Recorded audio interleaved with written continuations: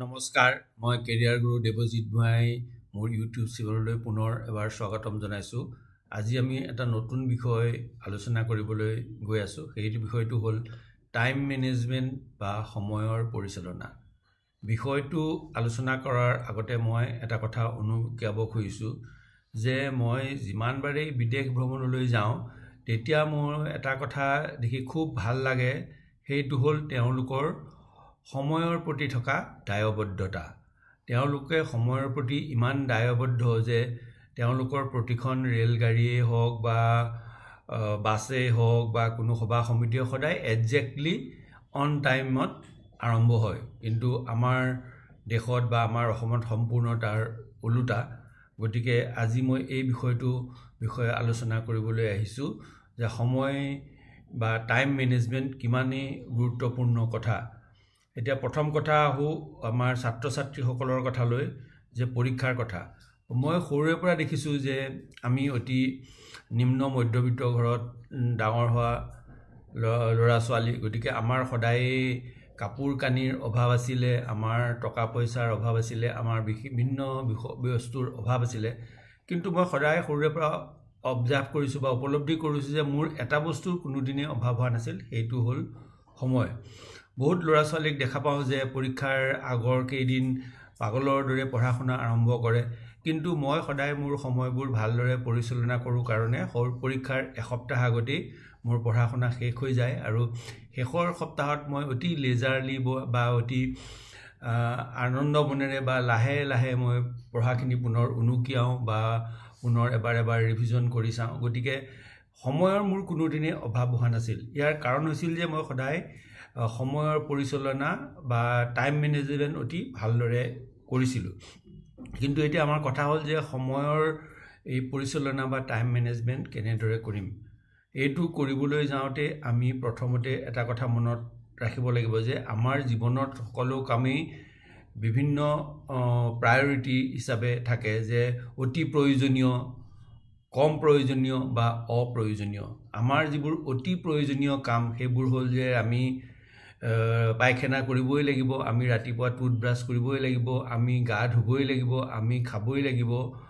আৰু আমি শুবই লাগিব।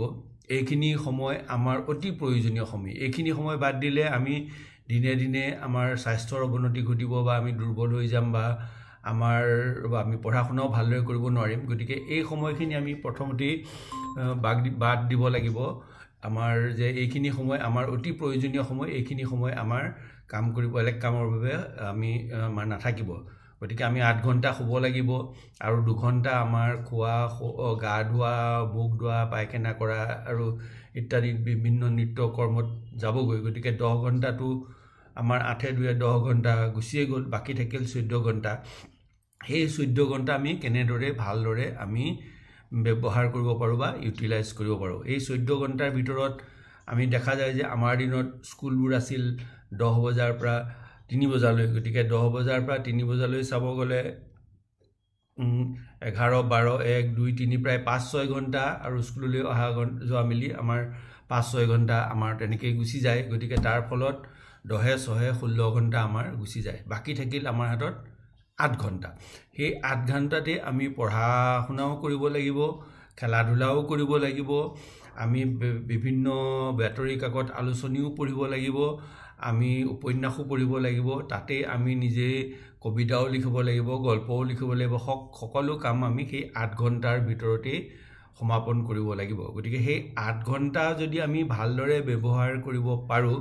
সেই 8 ঘণ্টাটো এটা বহুত সময়। আমি নৰ্মেলি আমি দেখা যায় যে ৰাতিপুৱা আমি যদি 6টা বজাত উঠোঁ, আমি 2 ঘণ্টা সময়তেই ভালদৰে পঢ়িব পাৰোঁ, আৰু আবেলি যদি গধূলি আমি 7টাৰ পৰা পঢ়া আৰম্ভ কৰোঁ, 2 ঘণ্টা বা 3 ঘণ্টা সময় যদি ভালদৰে পঢ়া শুনা কৰিব পাৰোঁ। গতিকে আমি কেইঘণ্টা পঢ়িছোঁ সেইটোতকৈ কিমান ভালদৰে বা কিমান কনচেনট্ৰেশ্যন দি পঢ়িছোঁ সেইটোও গুৰুত্বপূৰ্ণ কথা আহি যায়। গতিকে সেই 8 ঘণ্টাটো কেনেদৰে আমি ব্যৱহাৰ কৰিম সেইটো প্ৰত্যেকেই নিজৰ নিজৰ ৰুটিনখন নিজে নিজেই তৈয়াৰ কৰি লোৱা উচিত। কাৰণ কিছুমান আছে যে ৰাতিপুৱা বহুত সোনকালে উঠে, 5টা বজাতে উঠে। কিছুমান আছে যে নহয়, তেওঁলোকে ৰাতিপুৱা 5টা বজাত উঠিব নোৱাৰে, তেওঁলোকে 7টা বজাতহে উঠে, তেওঁলোকে কিন্তু শুওঁতে ইফালে ৰাতি 11টা বজাত শুৱে। গতিকে নিজৰ বডিৰ যিটো বায়'লজিকেল ক্লক বা যিটো চকত কমফৰ্টেবল হয় সেইটোৰ লগত মিলাই পেলাই তেওঁলোকে সেই তালিকাখনৰ 8 ঘণ্টা কেনেদৰে খৰচ কৰিব বনাই ল'ব লাগিব কিন্তু এই তালিকাখন কেনেদৰে বনাম আমি যেতিয়া এখন তালিকা বনাব যাম প্ৰথমতে আমি যদি আমাক যদি টকা 100 দি খৰচ কৰিব দিলে আমি সেই টকা 100 কেনেদৰে খৰচ কৰিলো তাৰ এখন আমি হিচাপ বা বেলেন্স শীট বনাও যে আমি 10 টকা আমি বাস ভাড়া দিলো 5 টকা আমি চাহ খালো 2 টকা আমি এডাল পেন্সিল কিনিলো ইমান টকাৰ আমি কাগজ কিনিলো এনেকৈ আমি এখন হিচাপ পত্ৰ উলিয়াই লওঁ ঠিক তেনেকৈ আমি যদি আমি যোৱা 24 ঘণ্টা বা যোৱা 3 দিনৰ 24 ঘণ্টা আমি কেনেদৰে খৰচ কৰিলো তাৰ যদি এখন আমি হিচাপ উলিয়াই ল'ব পাৰো তেতিয়াহ'লে আমাৰ প্লেনিং কৰিবলৈও অতি সুবিধা হয় তাৰ পিছত এটা আমি সহজে ক'ব পাৰিম যে ইয়াৰ ভিতৰত দেখোন আমি বহুতবোৰ সময় আছে যে আমি অদৰকাৰীকৈ আমি যে বন্ধুৰ লগত বোলে যেটো আমাৰ আধা ঘণ্টা গসিপ কৰিলেও হয় আমি 3 ঘণ্টা গসিপ কৰিছো মোবাইল ফোনত আমি 5 মিনিট কথা পাতিলেও হয় আমি 2 ঘণ্টা কথা পাতিছো সেই বস্তুবোৰ আমাৰ নিজে নিজে চকুত পৰি যাব আৰু সেইবোৰ বস্তু আমি অপ্ৰয়োজনীয় বুলি আমাৰ জীৱনৰ দৈনন্দিন জীৱনৰ পৰা আমি সেইবোৰ বাদ দিব পাৰিম গতিকে এই 24 ঘণ্টাৰ প্ৰথমতে বেলেন্স শীটখন বনাই লোৱাটো অতি দৰকাৰ কোট কিমান যোৱা 24 ঘণ্টাত খৰচ হ'ল এই 24 ঘণ্টাৰ বেলেন্স শীটখন বনাই লোৱাৰ পিছত আমাৰ ডেইলি প্লেনিংটো বনাবলৈ সহজ হৈ পৰিব তাৰ পিছত সেই ডেইলি প্লেনিংটোৱে আমি উইকলি প্লেনিংত আমি ইমপ্লিমেন্ট কৰিব পাৰিম বা প্ৰয়োগ কৰিব পাৰিম যে আমি সোমবাৰে আমি কি সাবজেক্ট পঢ়িম আমি ইংৰাজী পঢ়িম নে গণিত পঢ়িম নে সমাজ অধ্যয়ন পঢ়িম নে ভূগোল পঢ়িম নে বুৰঞ্জী পঢ়িম মঙ্গলবাৰে কি পঢ়িম আৰু কোনটো সাবজেক্ট আমি বেছি টান পাওঁ তাত আমি বেছি সময় দিম কোনটো সাবজেক্ট আমি সহজ পাওঁ তাত আমি কম সময় দিম গতিকে এই ধৰণে আমি নিজৰ প্লেনিংখন নিজে বনাই ল'ব লাগিব তাত কোনো বিশেষজ্ঞই যে কিবা এখন ৰেডিমেড বনাই দিব আৰু সেইখন আমি ফলো কৰি পৰীক্ষাত ভাল কৰিম বা আমি জীৱনত আগবাঢ়ি যাম এটো সম্ভৱেই নহয় কাৰণ প্ৰত্যেকৰে নিজৰে জীৱনৰ শৈলী বা জীৱনৰ বায়োলজিক্যাল ক্লক বা নিজনৰ কাৰ্যপন্থা বেলেগ বেলেগ গতিকে নিজেই প্ৰথমতে এখন পাৰ হোৱা 2-3 দিনৰ বেলেন্স শীট বনাই ভৱিষ্যতৰ কাৰণে আমি ডেইলি প্লেনিং তাৰ পিছত সেইখনে উইকলি প্লেনিং আৰু পিছত সেই মান্থলি প্লেনিং হ'ব পাৰে আৰু তাত আমি সদায় এডজাষ্টমেন্ট কৰিবলৈ কিছু সুবিধা ৰাখিব লাগিব আৰু মাজে মাজে এডজাষ্টমেন্ট কৰিব লাগিব কাৰণ কেতিয়াবা এনেকুৱা হ'ব পাৰে যে পৰীক্ষাৰ আগতে মোৰ নিজৰ মামাৰ বিয়া সেইখনলৈতো মই যাবই লাগিব গতিকে মই তেতিয়া সেই মামাৰ বিয়াত গলে যদি মোৰ 2 দিন ক্ষতি হয় মই সেই 2 দিন কেনেকৈ আগতে এডজাষ্ট কৰিম তাৰ সেই পঢ়াখিনি মই কেনেকৈ আগতে সম্পূৰ্ণ কৰি থম আৰু মোৰ একমাত্ৰ মামাৰ বিয়াত মই যামেই জীৱনত মামাৰ বিয়া এবাৰেই আহিব পৰীক্ষা কিন্তু বছৰে বছৰে আহি থাকিব গতিকে প্লেনিং কৰিলে বিয়াও এটেন্ড হ'ব পৰীক্ষাও ভাল হ'ব গতিকে গুটেটো ডিপেন্ড কৰিব আমি কেনেদৰে টাইম বা সময়ৰ পৰিচালনা কৰিছো এতিয়া সকলোতকৈ এটা ডাঙৰ কথা হ'ল যে ভগৱান সকলোকে 24 ঘণ্টাত সমান সময় দিয়ে তেওঁ বিল গেটছে হওক বা ওয়াৰেন বাফেটে হওক বা নৰেন্দ্ৰ মোদীয়ে হওক বা আমাৰ ডোনাল্ড ট্ৰাম্পে হওক বা কোনো ডাঙৰ মুকেশ আম্বানী সকলোকে কিন্তু 24 ঘণ্টাত 24 ঘণ্টাই সময় কাকো 1 সেকেন্ডো বেছি নিদিয়ে 1 সেকেন্ডো কম নিদিয়ে কিন্তু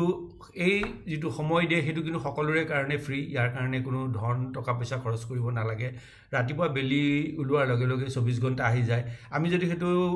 অপব্যৱহাৰো কৰো বা কোনো ব্যৱহাৰো নকৰো পিছদিনা আকৌ আহিব আমাৰ মৰণলৈকে কিন্তু আমাৰ জীৱনৰ কৃতকাৰ্যতা বা আমাৰ সাকসেস এই সময়ৰ পৰিচালনা আৰু সৎ ব্যৱহাৰৰ ওপৰতহে নিৰূপণ হ'ব বিল গেটছে হেবোৰ ভালদৰে ব্যৱহাৰ কৰিছিল সেইকাৰণে আজি তেওঁ বিল গেটছ নৰেন্দ্ৰ মোদীয়ে ভালদৰে ব্যৱহাৰ কৰিছিল সেইকাৰণে তেওঁ আজি নৰেন্দ্ৰ মোদী বা তেনেকৈ ডাঙৰ ডাঙৰ যিসকল বিজ্ঞানী আছে তেওঁলোকে ভালদৰে ব্যৱহাৰ কৰিছিল বা বিভিন্ন কৃতকাৰ্য ব্যক্তি আছে তেওঁলোকে ভালদৰে ব্যৱহাৰ কৰিছিল আজিকালি সেই কাৰণে তেওঁলোকে সেই পজিশন আছে আৰু এটা কথা ঠিক যে ভগৱানে যদিও 24 ঘণ্টাক সকলোকে সমানে দিছে কিন্তু আয়ুষটো কিন্তু সকলোকে সমানে দিয়া নাই গতিকে আমি কিমান দিন জীয়াই থাকিম হেতু কোনেও ক'ব নোৱাৰে আৰু কিমান দিন জীয়াই থাকিম হেতু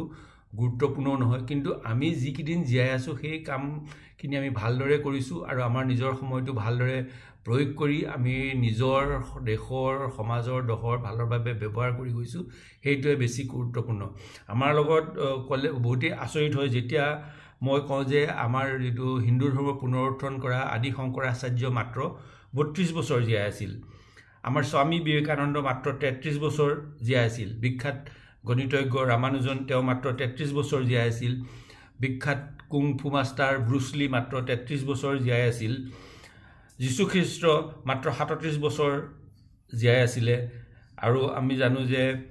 মেৰিলিন মনৰো 36 বছৰ জীয়াই আছিল লেডি ডায়ানা মজাৰ্ট এবোৰ 35 বছৰ মাত্ৰ জীয়াই আছিল আৰু গটিকে আমি কিমান দিন জীয়াই আছোঁ সেইটোতকৈ আমি কিমান ভালদৰে আমি আমাৰ নিজৰ সময়ৰ বালিত চাপ থৈ যাব পাৰিছোঁ আৰু আমাৰ নিজৰ হাতত থকা সময়টো কিমান ভালদৰে আমি উপভোগ কৰিব পাৰিছোঁ বা সেইটো আমি কিমান ভালদৰে কামত ব্যৱহাৰ কৰিছোঁ আৰু আমাৰ নিজৰ তাৰ দ্বাৰা আমাৰ ভৱিষ্যত জীৱন আমি কৃতকাৰ্য হোৱাৰ পথটো সুগম কৰি তুলিছোঁ সেইটোহে গুৰুত্বপূৰ্ণ। গতিকে 24 ঘণ্টা সকলোৰে বাবেই সমান। কোনোবাই 24 ঘণ্টা ভালদৰে ব্যৱহাৰ কৰি 32 বছৰতে শংকৰাচাৰ্য হৈছে বা 33 বছৰতে ৰামানুজন হৈছে বা 33 বছৰতে ব্ৰুচলি হৈছে। কোনোবাই 100 বছৰ জীয়াই থাকিও সময়ৰ বুকুত সম্পূৰ্ণৰূপে হেৰাই গৈছে। তেওঁ জীয়াই থাকোঁতেও কোনো উপভোগ কৰিব নালাগে, মৰাৰ পিছতো তেওঁক কোনেও চিনি নাপায়। গতিকে সকলোতকৈ গুৰুত্বপূৰ্ণ আৰু সকলোতকৈ বিনামূলীয়া যিটো আমাৰ ৰিচোৰ্চ বা সম্পদ সময়, সেইটো যদি আমি ভালদৰে ব্যৱহাৰ কৰিব পাৰোঁ তেতিয়াহ'লে আমি জীৱনত কৃতকাৰ্য নোহোৱাৰ কোনো কাৰণেই নাই। পৰীক্ষাটো এটা সাধাৰণ কথা, জীৱনত পৰীক্ষা আহিব গৈ থাকিব, কিন্তু জীৱনত কৃতকাৰ্য হ'বলৈ কাৰণে সময়ৰ পৰিচালনা জনাটো অতিকে গুৰুত্বপূৰ্ণ। আৰু এইখিনিকে কৈ মই সামৰণি মাৰিছোঁ। ধন্যবাদ।